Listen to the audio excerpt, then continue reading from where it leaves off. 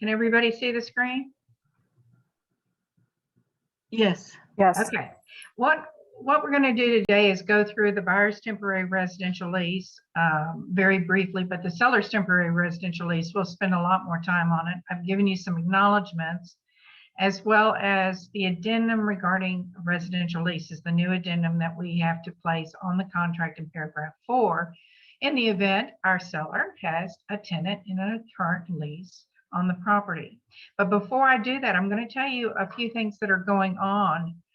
We have new contracts that will be used. Mandatory for use of them is 9/1/2021. They're not even published by TREC this morning. We had the addendum published, the new addendum that you have to use. But what I'm going to do is go through the changes that are reflected in the contract forms that will be changing. It applies to new construction as well as resale, the changes. And so just be prepared that on 9/1, if you represent a buyer, you cannot use the current forms. You have to use the new forms. And I'm going to share with you right now what the draft of the new form looks like.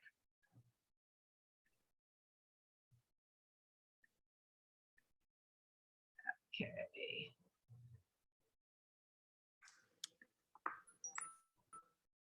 Okay. You're going to notice that at the top of the form, it's going to have a date in the future. And you're going to say, what? 11/8/2021. Why is that? Well, let me explain. They had to invoke an emergency rule to approve these changes that were mandated because the legislature is changing, passing certain bills. And while it has a date of 11/8, that will be the final approval date. It has been provisionally approved now because the law changes on September 1st. That's why you can't use a repeal contract form. So what is important for you to know is that if you are a listing agent, you're going to go out there and determine today if the property that you are listing is subject to a public improvement district. It's not as simple as going into HAR MLS and clicking on the water districts and seeing all of them, but you're going to have to pay attention to the code, and I'll show you what statute you'd have to be looking at when we look at the addendum. Now, they changed it. They said that the seller must give buyer written notice as required by that part of the property code. An addendum containing the required shall be attached to this contract. What does this mean? It's the same provision that we have on the statutory tax districts. If a seller's property is subject to these two districts, the buyer has to sign and approve those notices and the addendum prior to execution of the contract. Otherwise, the buyer has legal provisions. They can terminate, or they can go after the seller after the sale, which means they're going to go after you as the listing agent because you're the ones representing the sellers and need to advise them of all the changes in the law. Now, what I'm going to pull up now will be the TREC legal update that was provided to you. Now, Texas Realtors, along with approving the new addendum for the public improvement districts, they gave you some advice about why it's necessary. It has to be on all executed contracts as of 9/1, which is Wednesday. There's lots of penalties and failures if the sellers fail to do that. And it talks about that. It talks about which contracts will be updated. It's going to do the 1 to 4 family, the unimproved property contract, the new residential condominium contracts, commercial contracts. And so it talks about the actual PID notice, this addendum that's going to be attached. It's not, as I said, you can usually Google and find out any public improvement districts in Fort Bend County and Harris County and Montgomery County, all over, and it will come up with what is there. You might have to help your sellers do a little bit more, but they advise you, if you help the sellers make sure you give the notice of information from other sources. In other words, while you're providing this information and helping your sellers, they're going to acknowledge that you got this source of information from another source, that you weren't the source. The problem is you're going to have to look at what statute this PID was created under. Now, normally they're the subchapter A, chapter 372 of the local government code, or 382. Well, 382 only has a few of them, and those are districts in Bexar County. They don't affect the counties that you will operate in, but you're going to have to look for it.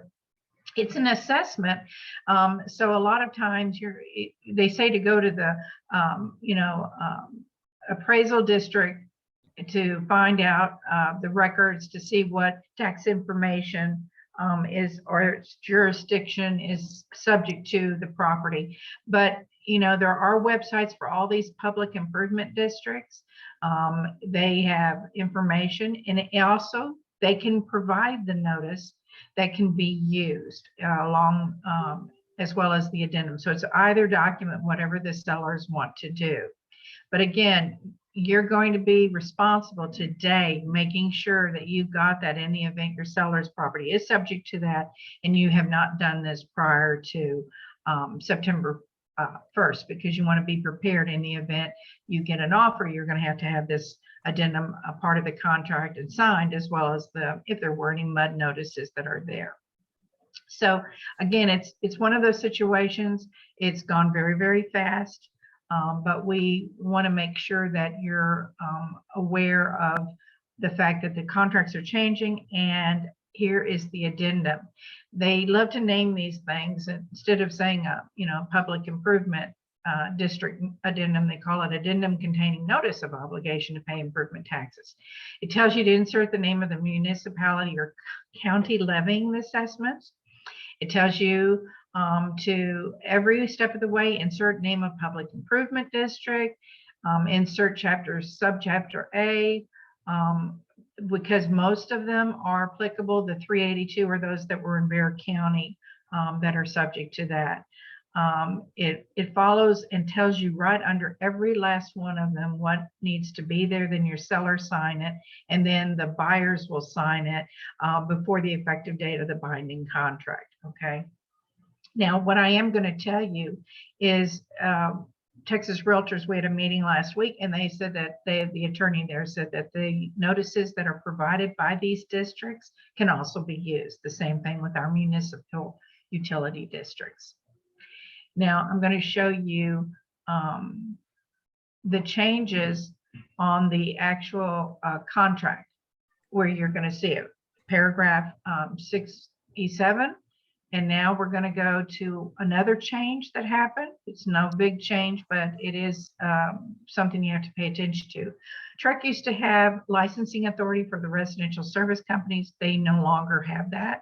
It's now moved to the Texas Department of Licensing. So they had to remove in paragraph 7H the license by TREC. So that has been removed on that. But the next one will be paragraph 22.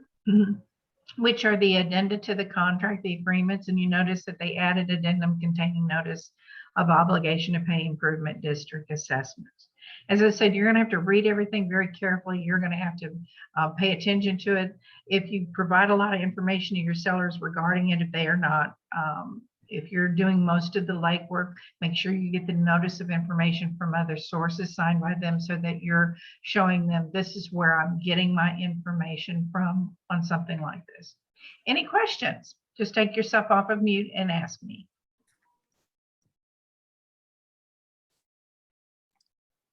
Okay, so again, this will happen on September 1st. Big time. Okay, so now we're going to get going on this seller's temporary residential lease. And we're going to go in detail with it. Why am I doing this? Because we have too many disputes that you get pulled in after the contract closes and funds. These leases, even though they're temporary, are only between the landlord and tenant. I've done some acknowledgements, both for listing agents to use as well as buyer's agents. And then I'll briefly talk about the buyer's temporary residential lease, even though that is very rare that that's ever done, because there's no listing agent that would ever tell the seller that's a good idea. I understand under certain circumstances, a seller may choose a different decision, but typically a seller doesn't want a tenant. They really want what? To sell that property. And then the last one is the review of the addendum regarding residential leases.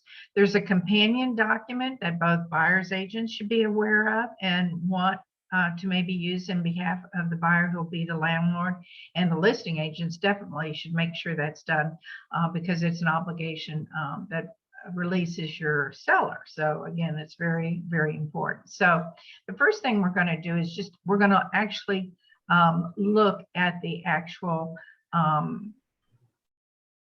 temporary lease. Every paragraph's important, but I've highlighted some of the ones where we get into serious issues when they're not handled well. Okay, so the rental. The tenant shall pay to landlord as rental X number of dollars per day, excluding the day of closing and funding, with the full amount of rental for the term of the lease to be paid at the time of funding of the sale. Okay, so we have a lot of listing agents that may have told the seller something like this, but they didn't make sure that it was provided in writing and then it has been complied with. The other thing is the tenant will not be entitled to a refund even if they surrender the lease early. Okay, so a lot of times tenants come back and say, well, I left early, I want a reimbursement. Well, it said very clearly in this paragraph 4 rental that that is not the case. The parties could agree otherwise in special provisions here, but the actual form actually says that the tenant will not be entitled to a refund. Why is that? What do you think? Well, it's because a tenant has stayed past as a tenant past closing and funding, that seller has stayed, right? Now that buyer has made all sorts of arrangements, cost involved in allowing a seller to remain in the property after closing and funding. So they feel that those would be monies that are due that buyer. Just because the tenant surrenders early, it might not be a big deal. The next one is the deposit. It says tenant shall pay the landlord at the time of funding of the sale as a deposit to secure performance of this lease by tenant. And it says landlord may use the security deposit tenant's obligations under this lease to satisfy. Well, let me tell you something. Why do you think we have a security deposit in here? It's required by law on leases. So no buyer agent will ever tell the buyer it's not okay for you not to have a security deposit. In fact, I've had so many instances where the buyer used only a nominal amount because the sellers weren't very good about negotiating because they thought they had a better position and that they could ask whatever they wanted. So the buyer chose to only have a small amount, like $500. Turns out the tenants didn't leave the property in very good condition, and the buyer, the new landlord, had to pay 5 times what that amount was to get that stuff removed and cleaned up. So again, we would never recommend as a buyer's agent that a buyer not have a security deposit. They can make their own decision, but we're never going to tell them it's okay. Okay. It does say that the landlord shall refund any unused portion of the deposit with an itemized list of all deductions from the landlord within 30 days after surrender of the property, along with the tenants have provided the landlord their written forwarding address. So this is not unlike all the leases that we have. It does apply to a temporary lease as well. Any questions? Okay, the next paragraph that we have issues with is condition of property. I'm going to tell you that a lot of listing agents, along with their sellers, think that that property is still the seller's, even though they sold it and it closed and funded. They have this attitude like it's still their property, and it's not. They are a tenant. And tenants accept the property in its present condition and state of repair at the commencement of the lease. Upon termination, tenant shall surrender the property to the landlord in the condition required under the contract, except for normal wear and tear and any casualty loss. So the tenants have to have the property surrendered in the condition at the time of closing and funding or better. That's what TREC really intentioned for this temporary lease. because they really want the buyer to receive their property at closing and funding. But in the event it's not, that it's conveyed through a temporary lease, they want to make sure it's in the same condition or better as it was per the contract. The tenant cannot alter the property, install any fixtures, same way without written consent of the landlord. Any improvements or fixtures placed on the property during the lease become the property of the landlord. I am going to tell you, we've had some tenants who removed fixtures, replaced them with other fixtures that they thought the buyer wouldn't notice the difference. We've had horrible situations with alterations by these tenants. Again, they're thinking they still own the property, and they absolutely do not. Now, in special provisions, we are allowed to put material facts in business statements. We don't put any contingency language. You know, if this is the condition, then this will be the result. We don't do any of that. That's practicing law without a license. But here's where I'm going to tell you, we've had some issues where buyer's agents should have advised the buyers a little differently, maybe give them more options. It's where the buyer will state the date and time for surrender of the property. And why is that important?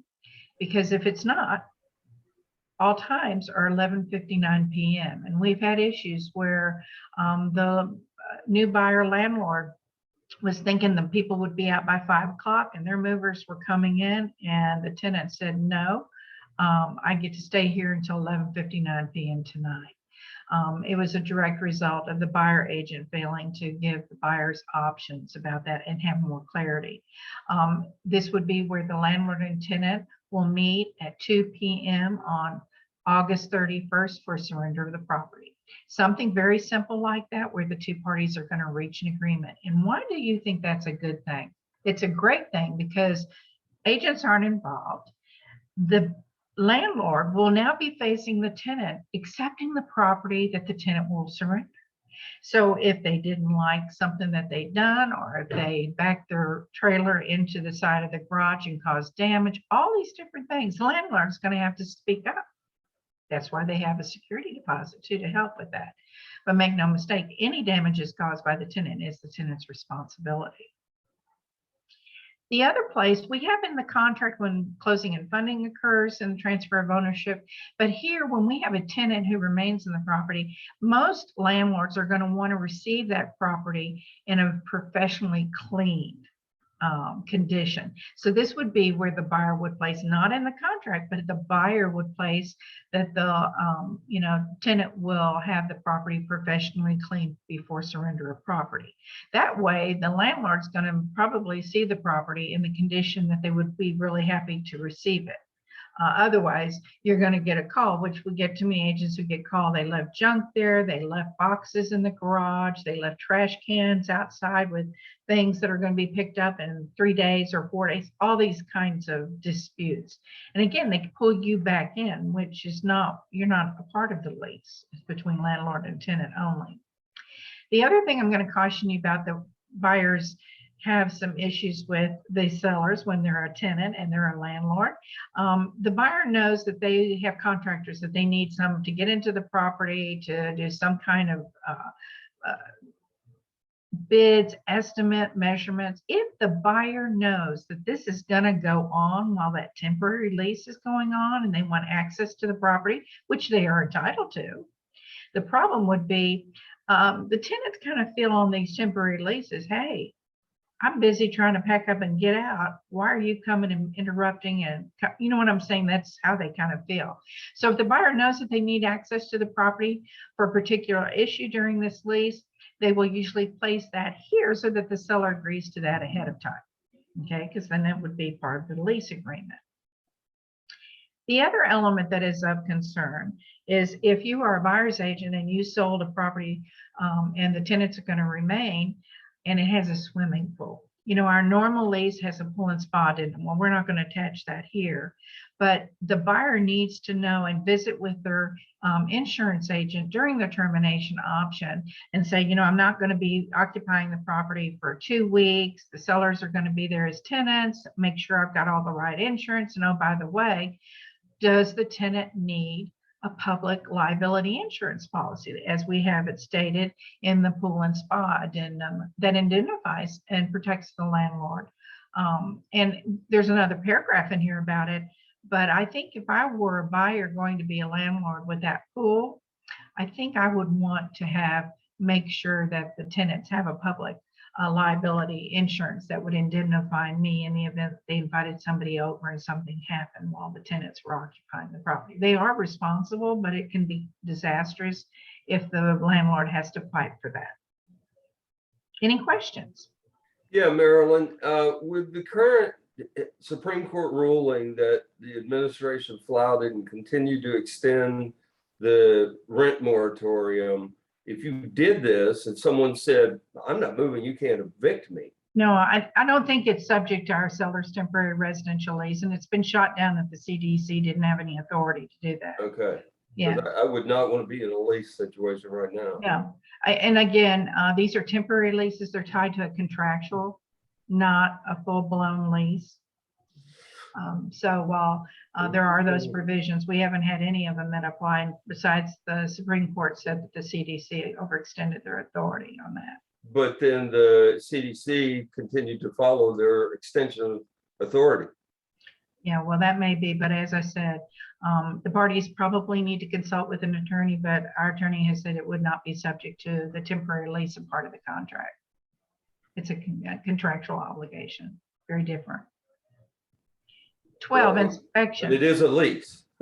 It is a temporary. It is tied lease to the contract, but it is. Yeah, it's very abbreviated lease. Yeah. Very abbreviated. It's not that the statutes don't apply to the landlord and tenant, but these are special provisions for a temporary lease only. It's not good for over 90 days. It's 90 days or less. 12 is a big issue. It says landlord may enter at reasonable times to inspect the property. Well, that's the case. It is. No landlord can be locked out of their property. They have access to their property.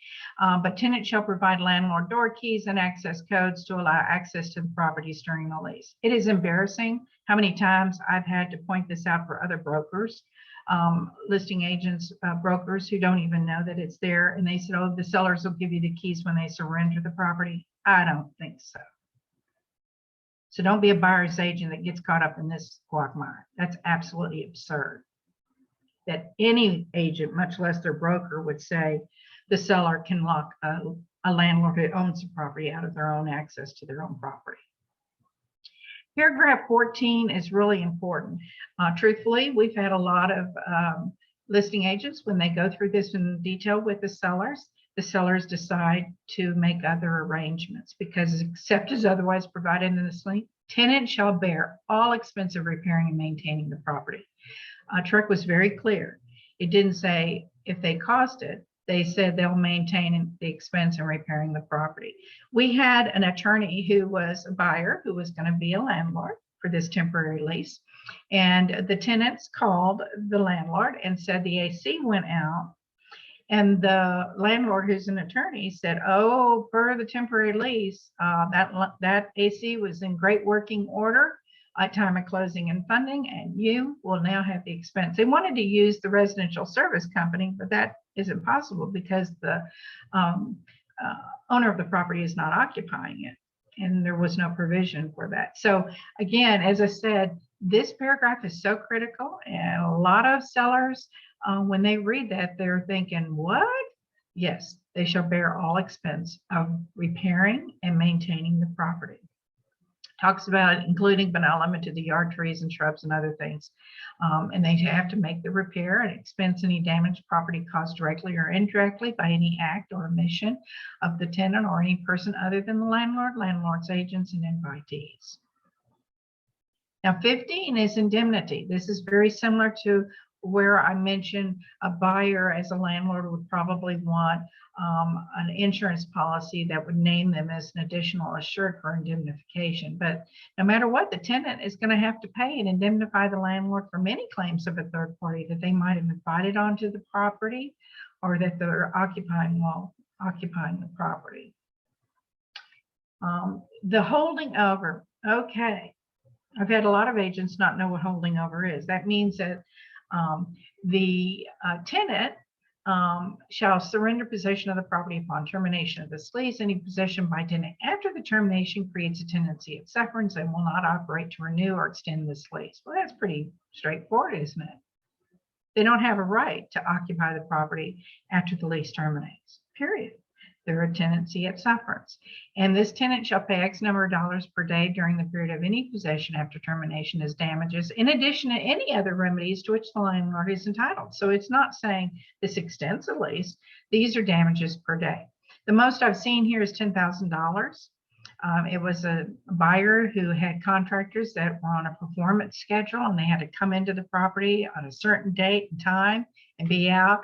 And that landlord wanted those tenants out so that they would be able to satisfy the agreement that they had made with the contractors.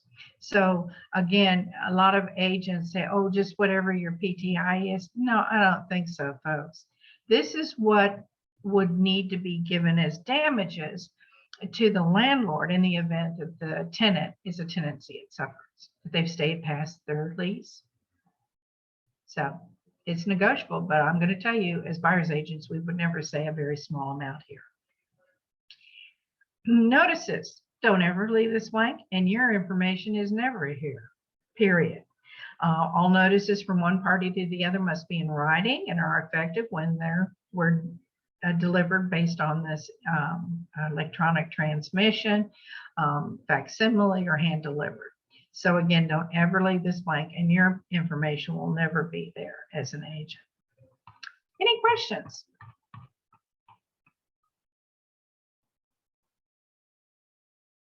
Okay. Marilyn, can you go to paragraph number 12, actually? So how many times seller can request, landlord can request for inspection normally? Meaning that the landlord has access to their property at reasonable times to inspect it? Yeah, how many times is normal if my I've never seen it on a temporary lease. All right, but they can inspect anytime, right? It says that they, at reasonable times, they can inspect the property. The problem will be if the lease was for a 90-day lease, the landlord should put in here that in the special provisions that landlord will inspect the property every 30 days while tenant occupies it, something like that, a statement. But again, I've not seen any inspections that are done by a landlord during a temporary lease. I'm not saying they don't have the right to do it. I've just not seen that.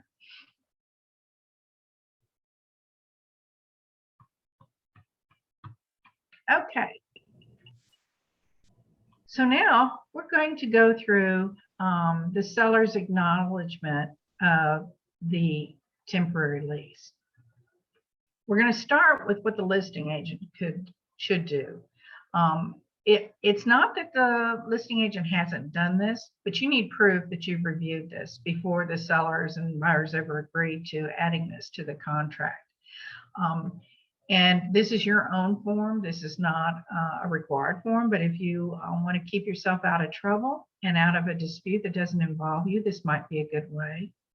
It says, since you requested the buyer agree to seller's temporary residential lease on the contract for the above listed property, we need to provide clarification of your duty as a tenant. The only things I'm copying are what are in the temporary lease. So we're not practicing law here. We're actually pulling out those provisions that I had a lot of highlights on that cause problems. It says this lease, while a temporary lease, is good for only the time allowed by the buyer's lender or less than 90 days of a cash transaction.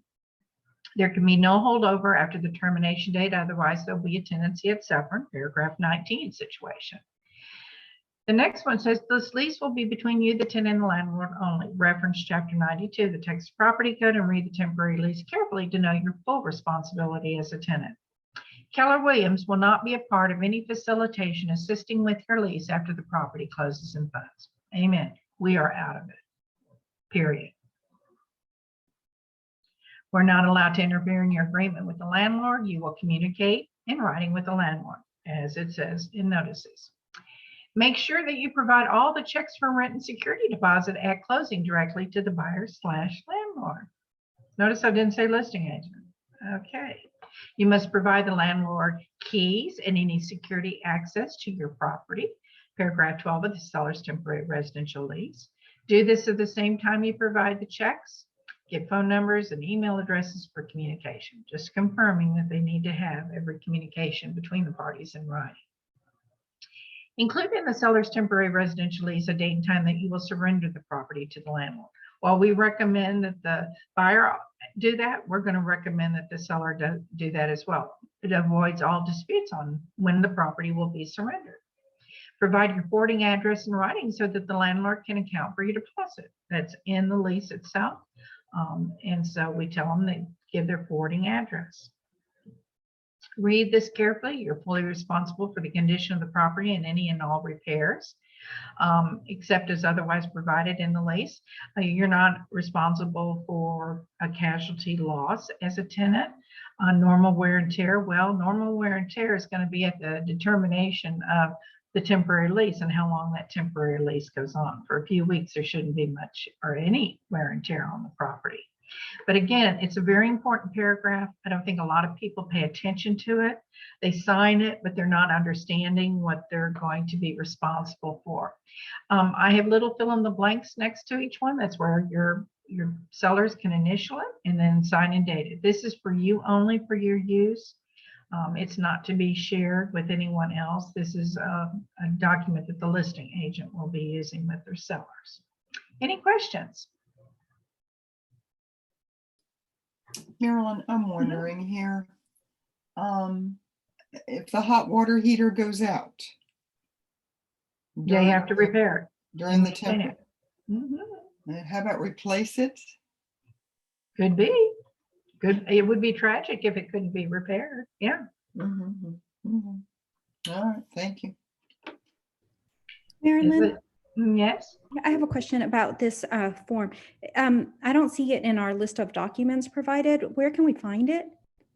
I've given it to Nicole, and I think she's uploaded it into the KW Forms and .lib. Okay. Okay. So probably under the leases. Okay. Thank you. You're welcome.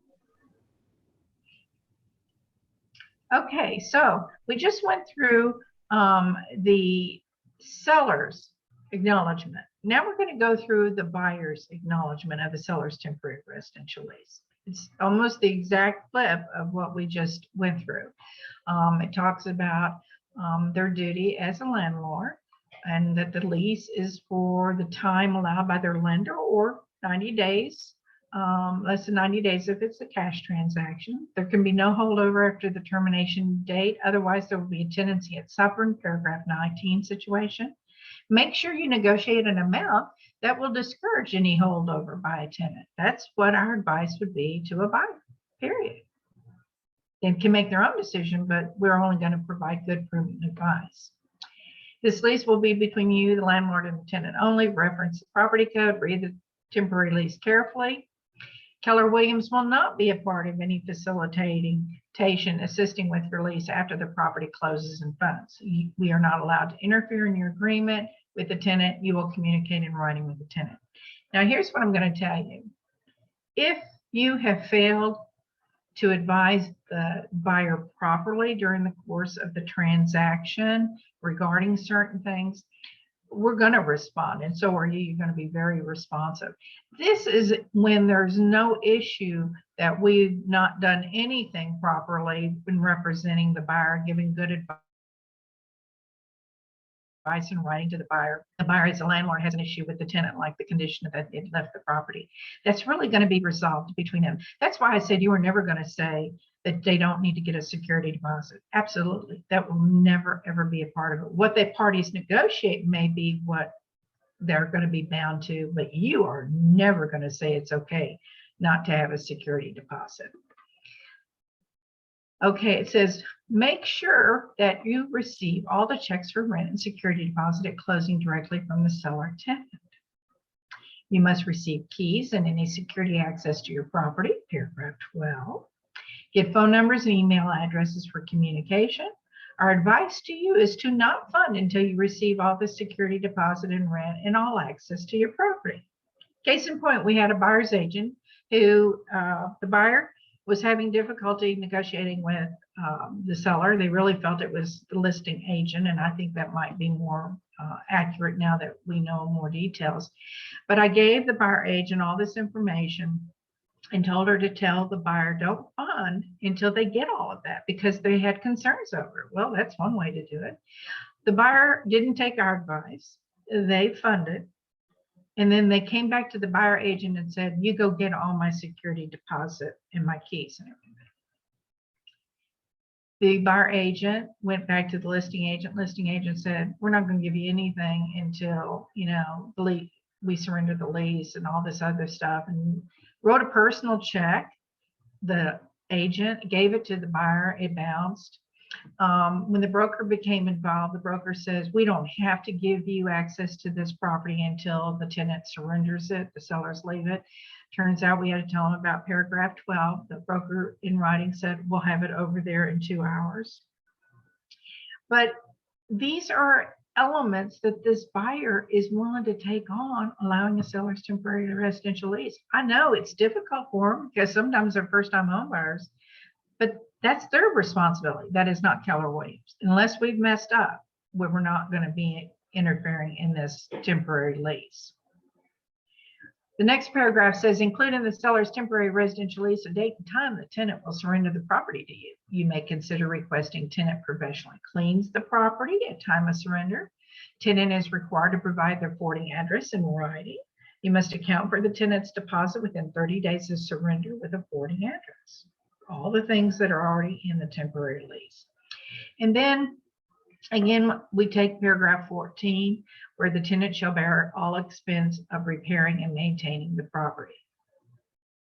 That's what it says.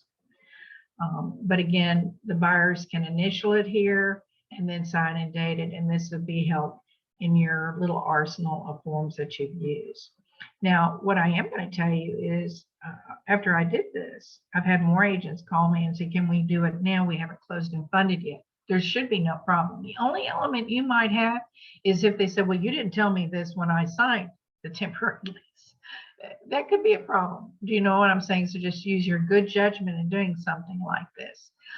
It's not that you couldn't amend the seller's temporary residential lease, but the other party doesn't have to agree to any changes, right? Therein lies your problem for negotiation on something like that. Okay. Now, I'm going to pull up any questions on the seller's temporary residential lease. I do have a question, Marilyn. Uh-huh. When we're using this acknowledgement, do we do this as an attachment to the seller's temporary residential lease, or? I said, no, this is your private document. This is not a part of the contract, not a part of the lease. This is just me helping you prove that you did review these provisions with your client. Okay, so the buyer's acknowledgement of a seller's temporary residential lease. Buyer's agents will use. Buyer's agent. Okay, now I understand. Thank you. I was a little confused. That's all right. Again, these are ways to prove that you did what you did. We've had too many that say the agent never said that, she never reviewed it, she never told us our options. We're first-time home buyers, they play that violin and all that kind of jazz. So this is a good way for you to be able to prove it. It'd be hard for them to have signed that initial that said that you never told them. Okay, so very briefly, I'm going to go through the buyer's temporary residential lease. A lot of the same paragraphs are highlighted under the buyer's temporary residential lease, but I'm going to tell you the same thing, the full amount of the rent is due.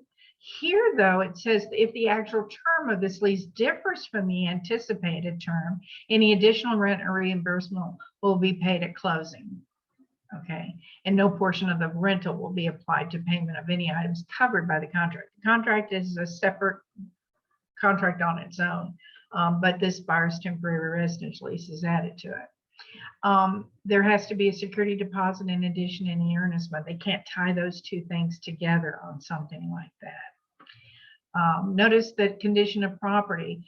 The tenant accepts the property. What does that mean? The tenant has already, as the buyer, inspected the property to the nth degree, negotiated a fully agreed upon amendment for any condition they want. And then and only then can they enter into a buyer temporary residential lease and have it commence.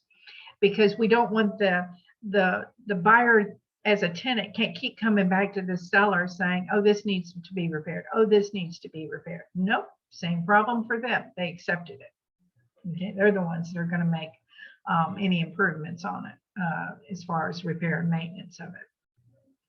Alterations, the tenant can't put up one picture. They can't do anything, paint, install fixtures or anything without the written consent of the landlord. No landlord's going to give that, period. And the reason is because we've had some situations that have turned out to be absolutely horrible for the seller. The seller agreed to this temporary lease. The lender said 1,000% assured. The buyer actually was employed by the lender. So the seller's feeling pretty good, aren't they, about giving this temporary lease? And then something came up at the last minute and the buyer wasn't approved of the loan. So now, in this instance, it was disastrous because the tenants went in, removed all the tile in the house and all the carpeting. And how did the landlord know about it? Because they're friends with the neighbor still.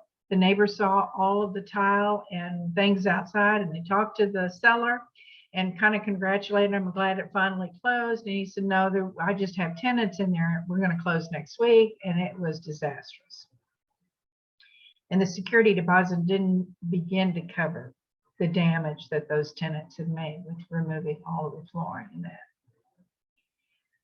So again, no alterations. It's a very difficult situation. And see, you're still in the contract, right?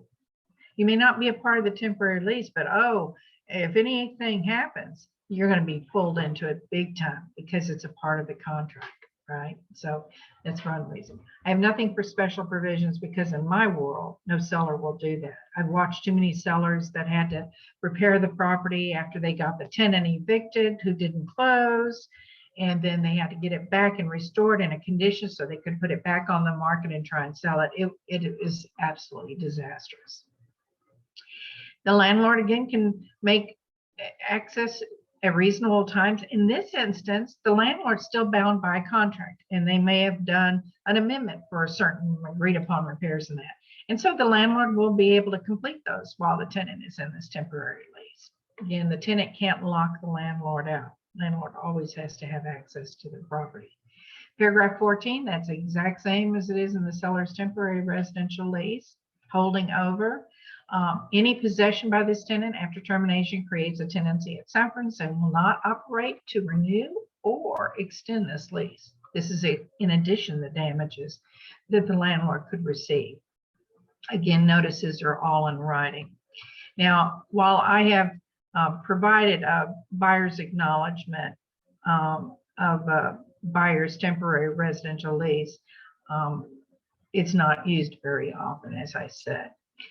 Very simple. It points out certain provisions about make sure you give all the rents and for the entire lease and security department at time of commencement. Paragraph 14 is the same, and that the lease is between the landlord and tenant as far as any disputes go. Any questions? Marilyn, if we as agents are not a part of this, it's between the lease, it's between the buyer and the seller. Why are we providing the forms? Because, are you saying on the buyer's temporary residential lease? Yes. Because they tend to pull you back into a dispute between a landlord and tenant, and you don't belong there. And some agents just don't know that they're not supposed to be there. But you're not involving Keller Williams by providing a form for a legal document or a legal agreement we have nothing to do with? Are you talking about the temporary lease? Or Yes. my acknowledgements aren't legal documents, they're acknowledgements. And they're not a part of the contract. These are TREC promulgated forms, these temporary leases, and they are part of the contract. But make no mistake, we're not involved in the dispute between the landlord and tenant. In the leases, it says clearly that notices from one party to the other must be in writing. So it's only between the landlord and tenant always. Can I make a comment? So all the papers with the header of Keller Williams, those are things that we go through with our client, let them know of their responsibilities and that we have warned them about it. And we leave a copy with their initials and signature, as well as we have a copy of it, but it's not part of the contract. It's just for us It's to. yeah, correct. These are acknowledgements. They're not a part of the contract. They're to prove that you did what you're supposed to do. Hey, Marilyn, Mhm.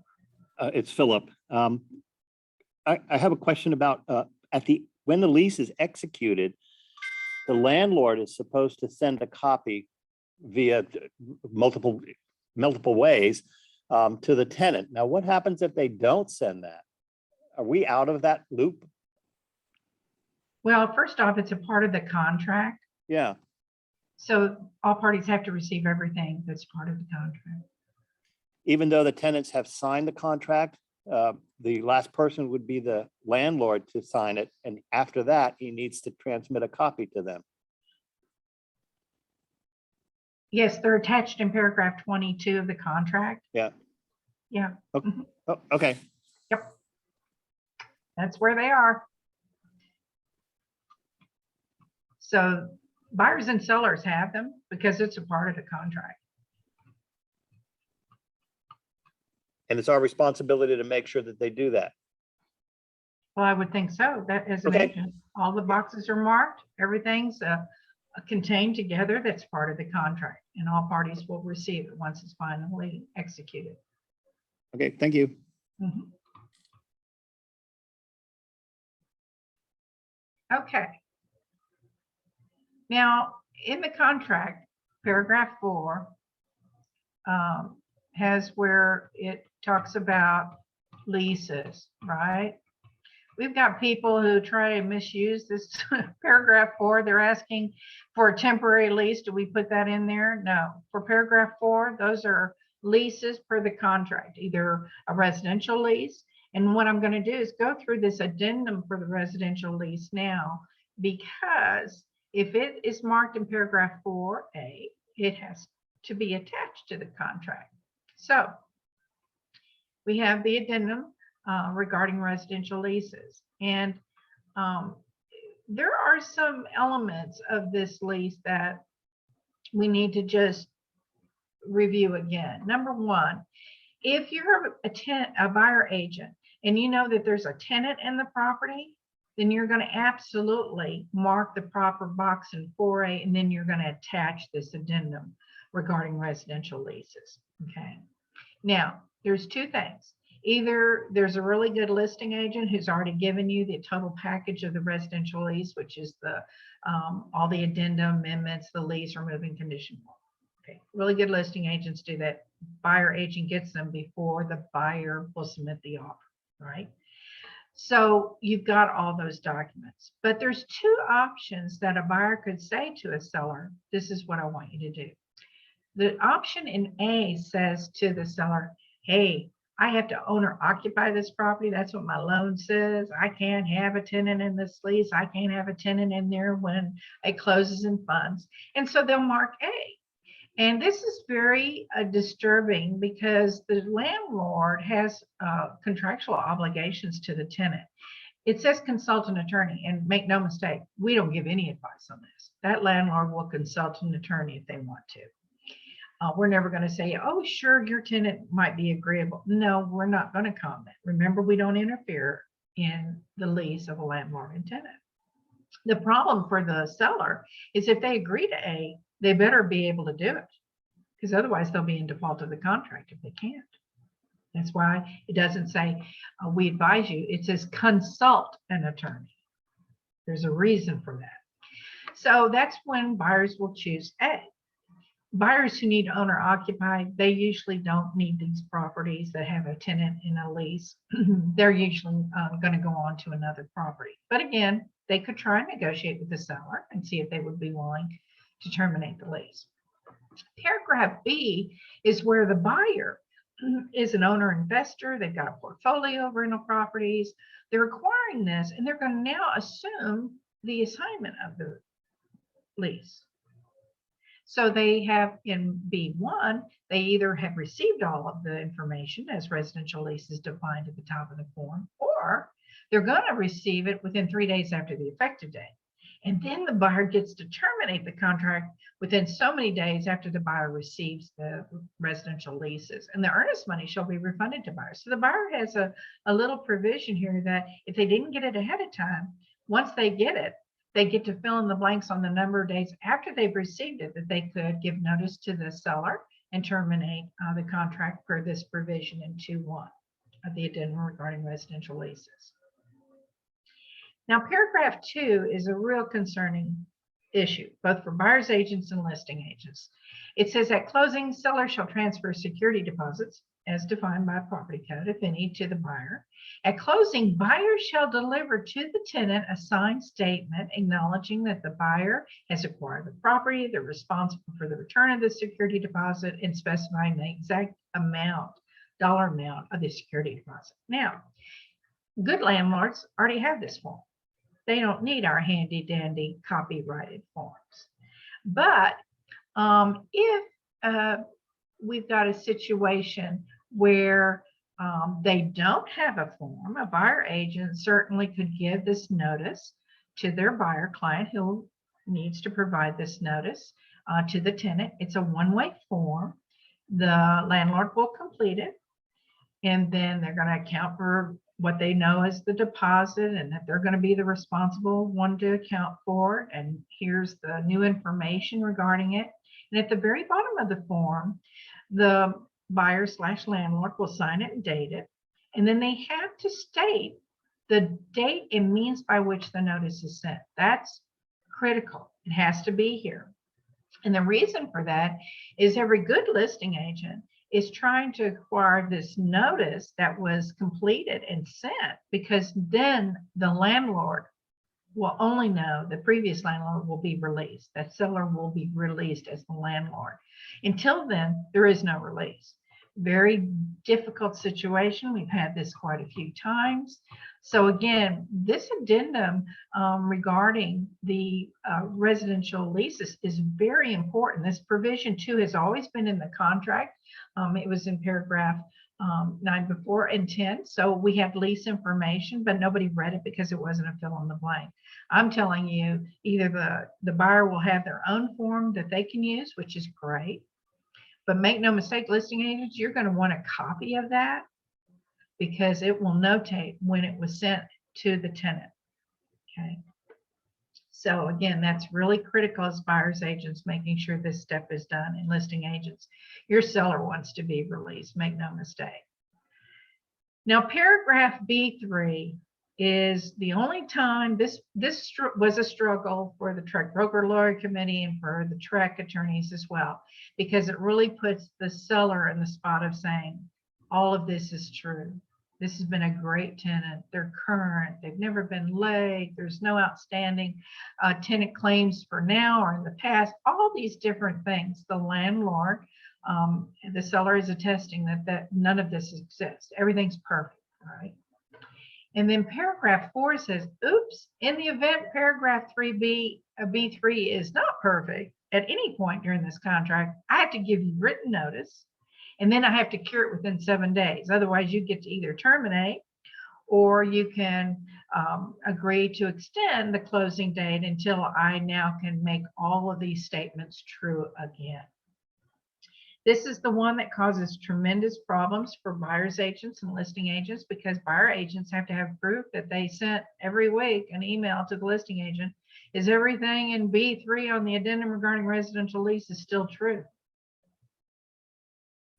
It puts a lot of effort on your part to make sure you have secured that in writing, so you could always prove to your buyer, oh, this is what they kept saying to us. Because your buyer's going to want to know this too is still true as well. Marilyn, the notice from the landlord to the tenant, when does that have to be delivered? It has to be delivered prior to funding, really. Part of funding? Okay.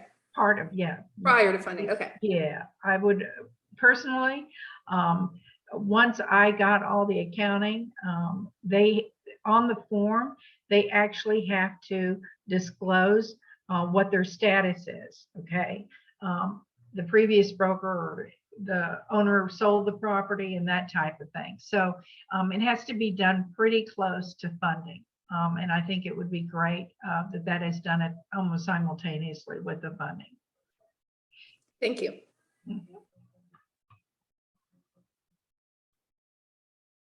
These situations have been, as I said, we've had horrible situations. The buyer agent knew a tenant was in there, and yet they didn't attach this addendum. And the listing agent knew there was a tenant in there under a lease and didn't attach. It's been disastrous. So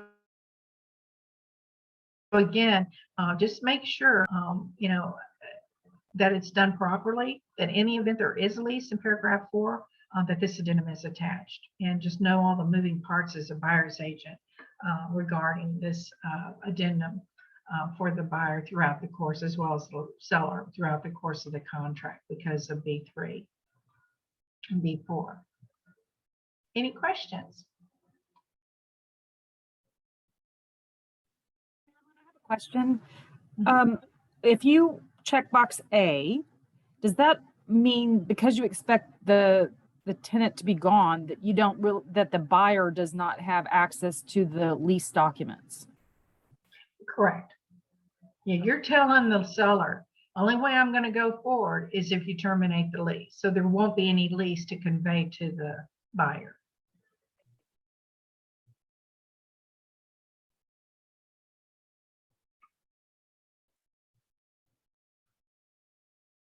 Any other questions?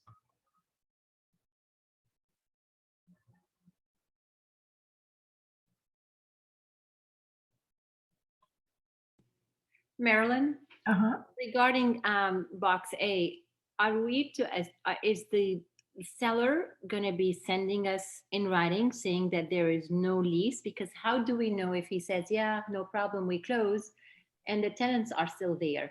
Well, I think on your final walkthrough, you'll know that.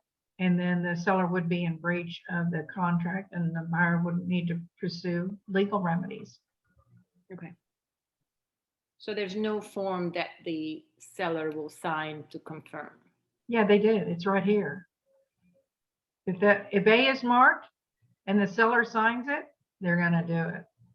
Got it. Yeah, I didn't see the seller. Perfect. Yeah. Buyers and sellers. It's an addendum that's added to the contract.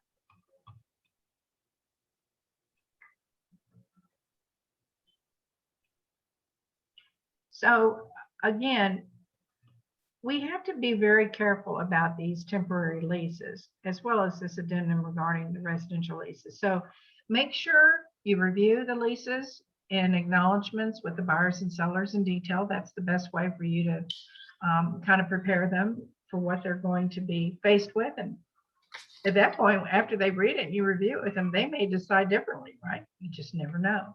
Get the acknowledgement signed for your benefit. They're not a legal document. They're an acknowledgement that you reviewed something. Because make no mistake, they're going to say you did not tell them any of this great stuff, period. And yet they signed a document, right? But that's how they are. That's how they work. Remember that if you get contacted by your client after closing and funding, and you haven't done anything wrong in the transaction, you'll be as polite as possible, but say, you know, you really need to work with the landlord on this, or you really need to work with the tenant on this. I cannot become involved in any dispute regarding this temporary lease. If they start accusing you of all sorts of things, it's a very different matter. But again, as I said, when you've reviewed all of these details, this acknowledgement is done, it's on them. And that's what they should be willing to accept. It's horrible what the agents. We had one agent who, the buyer agent went with the landlord for the surrender of the property. I was just horrified. I don't know why any agent would be there for a surrender of the property between a landlord and tenant. Kind of puts them in a really bad spot on something like that. Marilyn, just sometimes in a not nice way, but I will mention this to my client that, you know, I'm not involved. I am not involved in this lease after closing, even with a regular lease. I tell them 10,000 times that I am not a property manager, not licensed to be, all that jazz. So, you know, after it closes, you know, you're on your own. So you can't remind them enough. No, I don't think so. And as I said, the disputes that we've had on this in the last few months has been ridiculous. Sellers thinking that that's still their property, not giving checks, not giving access. I mean, all these different things, and it's all there in writing that the parties agreed to. The worst part is when the buyer told the broker, no, your agent just sent it over and told me to sign it. See, that's the part that is the big issue for you. You have to prove that you reviewed everything that your client signed before they sign it.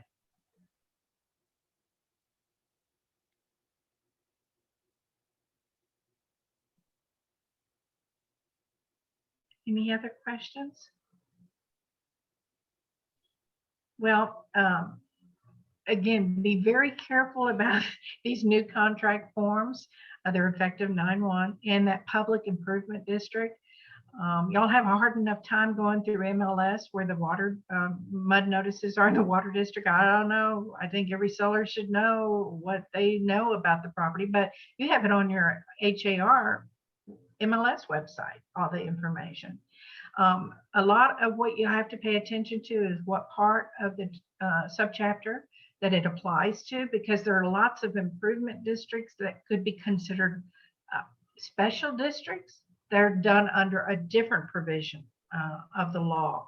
So again, if you have any property that's not under contract, you're going to go and make sure that that property is not subject to a public improvement district, and be ready with a new addendum on Wednesday, September 1st. And they think our job is easy. They have no idea. And as I said, we have these massive changes on contracts. I've been pounding the contracts to you. I'm still getting people who are using repealed listing agreements. I mean, constantly. And now we're changing the contracts as of September 1st. So be very careful about that. As I said, this was an emergency basis. The date on there will look like November 8th, 2021, because that should be the final time when the TREC meets and approves it finally. Okay. Well, everybody, please stay safe and well. Have a wonderful Labor